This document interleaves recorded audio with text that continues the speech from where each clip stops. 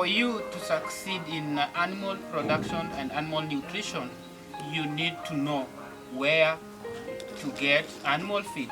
And that's why we have Mr. Odongo as our guest of today. Mr. Odongo, kindly tell us your name and what made you to venture into fodder production. Okay, thank you. My name is Jackton Odongo Juma. I come from Sia County, Game Sub-County, and Yala Township sub-location. Thank you for that question. Really, what made me venture into fodder production was one, we did realize that farmers outside there, that is dairy farmers, had challenges accessing fodder.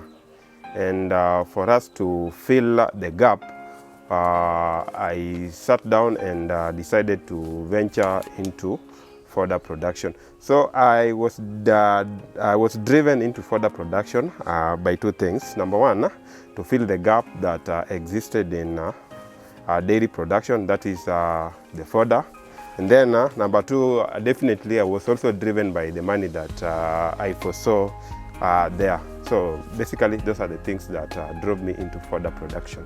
What are the challenges that maybe you face in commercial fodder production? There were a number of challenges that I faced at the beginning, at the initial stages. Number one, while trying to access the seeds, you find that we have these seeds that are meant to be used to produce fodder. Specifically, I do bracharia and napier grass. Now, when it comes to bracharia, we have different varieties of bracharia. Let's talk of Cayman, we can also talk of Cobra, we can talk of Mulatto, Azares, to mention just but a few. Now, take an example of a Cobra species. You'll realize or you find that a kilogram of Cobra goes at around 8,500 shillings. Well, that of Cayman goes at around 5,200 shillings. And then we have Mulatto that goes at 3,800 Kenya shillings per kilogram. So just look at the costs. Then if you have like 1 acre, you'll need like 1 kilogram.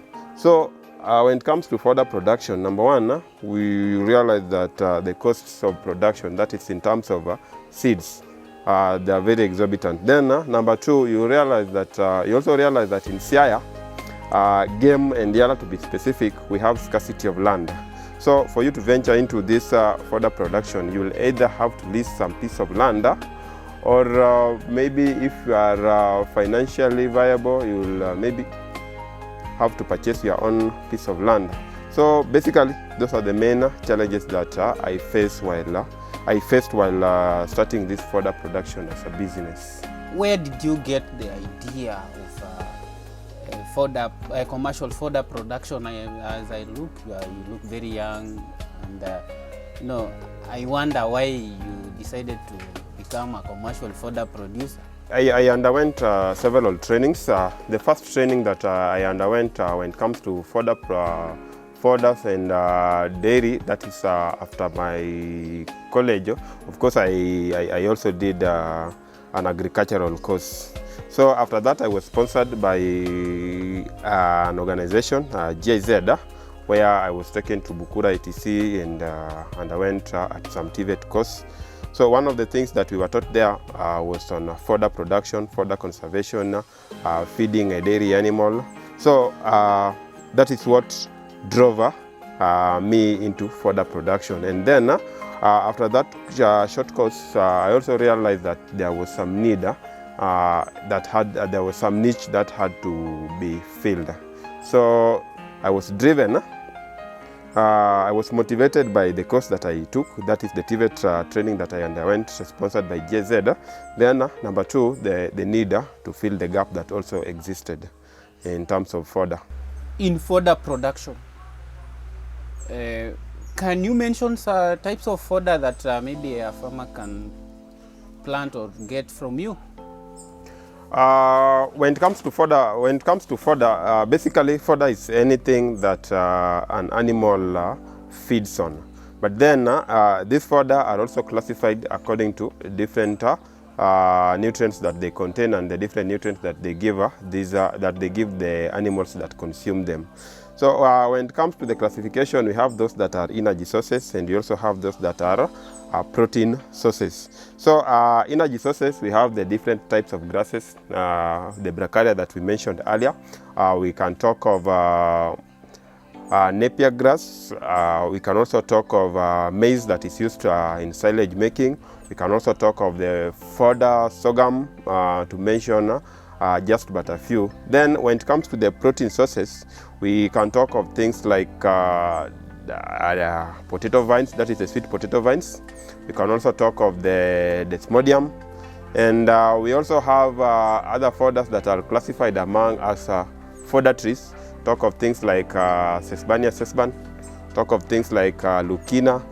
Talk of things like what? We have others. I've just forgotten some of them, but those are just but a few. Then when it comes to me personally, I produce majorly 3 types of fodder. Number 1, I produce bracharia. Then number 2, I produce potato vines. And number 3, I produce napier grass. That is for commercial purposes and for my own consumption. That is, I also feed my animals with them. Do you sustain your customers? Really, I don't sustain my customers. I have, at times I have lots of orders, but then this depends on the season. During the rainy seasons, the customers tend to be few. But then during the dry seasons, when farmers lack the fodder, I really don't satisfy their needs. So at such a point, I also tend to be a broker. I take some fodder from other youths whom I know and resell them to farmers, my farmers, of course, at some increased price, though little.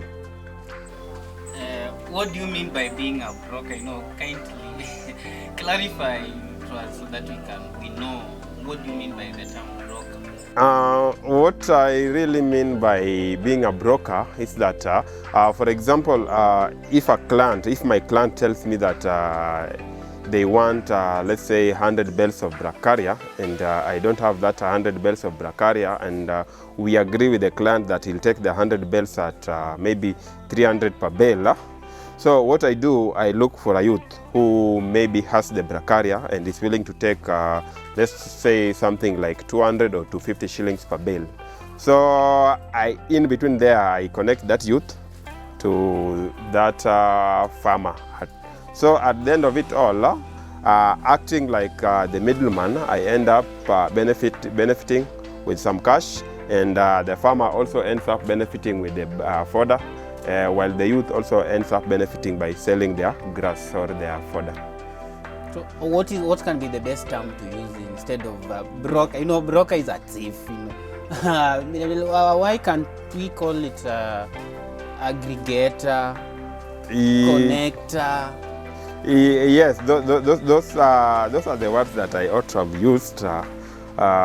Maybe a middleman and not really a broker. So I tend to act like a middleman. Okay, thank you. Yes. Personally, how do you see yourself compared to other youths who have just seated after graduation, they're just at home? Where are you after engaging or involving yourself in commercial fodder production? Now, while answering that question, I'll maybe divert and give some comment. Now, while we were in school, one thing that we were taught was that we should become job creators and not job seekers. So some of us, though I might not be there, but then those individuals who immediately after school decided to venture into their own things, maybe fodder production or maybe other agricultural value chains, I can say they are better off compared to those individuals who just sat there and waiting for, maybe are busy looking for jobs. Why am I saying this? I'm saying this because currently, if you look at the way Kenya is, though I cannot really give the correct figures in terms of percentages, unemployment is real. So if you decide to create your own employment, then definitely you'll be a bit higher compared to those individuals who maybe just decided to sit there. So if I compare myself, now that I have decided to venture into fodder production, and I also offer consultant services, by the way, on matters fodder, I'll definitely say that I'm not, I will not disclose the figures. I'll definitely say that I'm better off compared to those who just sit. So maybe what advice can you give to youths? Now, my piece of advice that I can give to youths is that don't just sit there. Get out, go sweat, nothing comes easy. Venture into what you learned, put it into practice, and definitely you'll have to succeed. Yes. So maybe how can we reach out to you? Maybe your phone number, email address? Now, anyone who is interested in reaching me, you could get to me via my phone number, which is 0711 158 873. You can call that number. I'll respond to the calls, and you can also reach me via my mail, which is jujackton@gmail.com. Now, the spelling of Jujackton is JUJACKTON, then N. JUJACKTON @gmail.com. Those are the means by which any farmer can reach me. How do you feel GIZ to help you in your enterprise? When it comes to fodder production, you see, we also do value addition. And apart from the value addition, I also keep animals. So matters that are maybe requests could be on farm machineries. So when we talk of farm machineries, when it comes to fodder, maybe we'll talk of things like chaff cutters. We can also talk of things like the harvesters that are used to harvest the grasses while they are on the farm. But of much interest to me is the chaff cutter. So suppose the sponsors are willing, then that is the main request that I'll request from them. Yes. Okay, thank you.